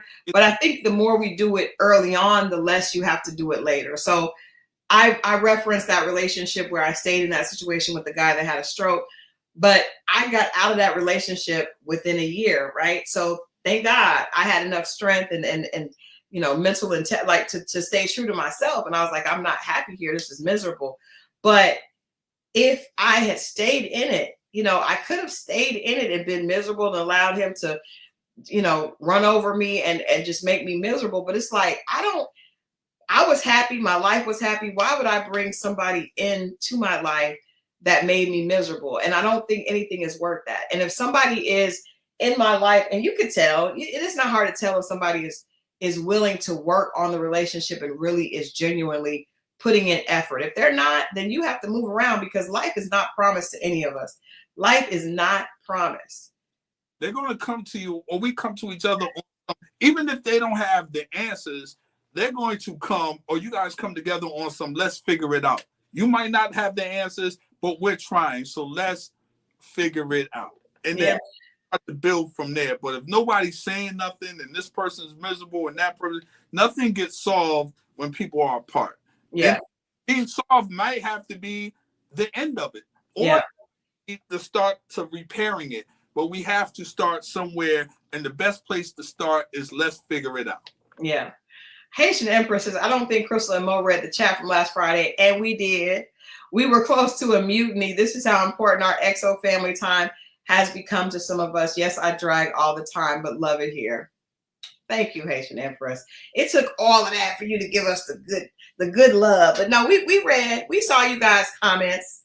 We were actually in the chat. Yeah, that's what I'm saying. I didn't even feel it, because if y'all see Run That Back podcast, that's me. That's his new name as opposed to Scorpio Moe. Oh, here's the thing. When I post on the comments after the show was posted, it says Scorpio Moe. Wow. But when it's during in real time? But when I post in real time, it says Run That Back. And I tried to put my name in. Some people called it, some people didn't. It's all good. Yeah. Yeah, I do think I think heartbreak brings out the worst in people. Absolutely. Because I think there's some people that aren't divorced, but if they've loved hard and they've given their all, I definitely think that heartbreak and betrayal bring out a side of us that sometimes you don't even know yourself. So, yeah, I think you have to have the strength and confidence and belief. And one of the things I end my part on, one of the things that Bazoma. Continue. I'm hot. I'm sorry. I thought you were just taking off your shirt. I was going to say, well, what the hell is happening? I'm hot. Okay. Yeah. Well, I said, we're both in Atlanta, but Moe is dressed like he was in Alaska, and Atlanta was hot today. It was 93 degrees. I don't know what you were doing with that sweater on, but okay. But no, I think that if you believe in God, you believe that everything is going to work to your benefit, then leaving somebody that's not benefiting you you will know that there's something better for you. You will know that, because if you believe that the universe is always and God is always bringing something to you that is deserving, and you have a positive attitude, then it won't be the same as thinking. Because sometimes people think, well, there's nothing else. I'll never meet anybody else. You're the best man I ever known. No, I'm not letting you go. Like, that is the wrong Jennifer Hudson's character. That was Effie. It wasn't Jennifer. It was Effie. Effie was wrong. You don't tell nobody you're going to love me. I'm not letting you go. You're the best man I ever known. But there has to be something better out there for you. I hated that song. I hated it. Also, nobody is, you'll never find nobody like me. That's the point. I broke up with you. Effie was a pick-me. Thank you, Joe. She was a pick-me. Effie said, you're going to love me. I'm staying. That song is crazy. I remember I had a friend. We were in college, and this guy tried to break up with her, and she said no. And I was like, you can't tell somebody that they can't break up with you. I done heard it a couple times. And what did you say? It's like in my mind, we're still together. We ain't, this ain't. Well, you hear all that stuff. We met. What's the name that sings the original song? What was her name? Remember? Jennifer Holiday. Yeah, when we was in DC. Yeah, I actually worked with her here. She lives here in Atlanta now. But yeah, that song is the perfect example of a pick me. This man is running around doing all this kind of stuff, and you say, and you gonna love me, and the guy is like, I'm not. She as he believes, he's like, shit, I'm not gonna love you. You better get your no. So no, we don't want to be Effie. No, we don't want to be Dean. No, y'all don't. We don't want to be Effie. No. Don't be Effie. You'll never find a love like mine. Yes, he did say that. But I always thought those people were bitter. Like when I heard Bobby Womack say, if you think you're lonely now, wait until tonight. That's real now. I've seen women. Hey, do you understand that a woman can call anybody to her house? I don't have to be lonely tonight. See, no, I mean it's a difference between. It doesn't really work with us. Being by yourself, being lonely and being alone. It is, but I'm just saying that's just a mean thing to say. If you think you're lonely now, wait until tonight. What about Lou Rawls? What's his record? You'll never find someone. You'll never find. Yeah, you'll never find. No, that Bobby Womack was bitter. And didn't he have a right to be bitter? Bobby Womack, yeah. If y'all ever go to YouTube, Bobby Womack got a story like that was a wild boy. Bobby had a right to be bitter. That was a wild boy. Exactly, Haitian Empress. She was just a woman that had low self-esteem and that had held on to any man that had showed her any little bit of attention, even if it was to get ahead in life. He was an opportunist, and for her to say that he was the best man she'd ever known, it was the only man she'd ever known. Sad that that's a classic song. It's true. You say leave Bobby out of it, but Bobby was bitter. Hey, Bobby, listen, Bobby was a dangerous man. He deserved everything bad that he got. That's what I'm saying. He was also bitter because that's why he sang that song. If you think you're lonely now, you could hear that he was just really, really giving it. He really wanted her to be miserable. He wanted her to be cold. He wanted her to be lonely and sad and broken. Just like he was secretly, he had to be. The stuff that he did was just with Sam Cooke's wife, and that's what I'm saying. He was a bitter, bitter, evil man. Evil man. Soulful voice, but evil man. We're gonna get out of here tonight, y'all. It's 10 o'clock. It's a work night. We got work in the morning. Lord knows I got lots of work to do. And we will be back, of course, on Friday at 10. Please, you guys, please, with the aggressive chat. So we're watching the new show, correct? Yes, we're watching the new show, but we also going to talk a little bit more. Let's talk a little bit more about Ready to Love, even though it's not. I think we need to wrap up how we feel, because we did not know that it was going to be over until the summer. And I want to talk about this new show. First of all, Never Ever Met's come back next week, not this week, but the following week. And then this Mother Knows Best show. I'm not on board with it. I'm still not on board with it. I'm for it. We'll watch it, but I'm not on board. And plus, we keep trying to force stuff on us. Just give us more Ready to Love. What's the name came in, not in the live chat, but she wanted to clear up something. Yes, Tay. We'll talk about that on Friday. Tay from Ready to Love Philly came, and we like Tay. We like Tay a lot. One of the ones we like. Yeah, we having some trouble with some of her castmates, but we're gonna get into that.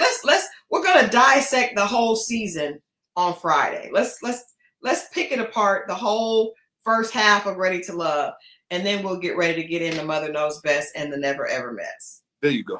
All right, we love y'all. Have a great week. End the week strong. Love on somebody. Love on yourself most of all, because we love you. Make sure you like this. Love on us by liking the chat on your way out. How about that? love on us and share this. And we will see you back Friday at 10. All right. Bye, guys.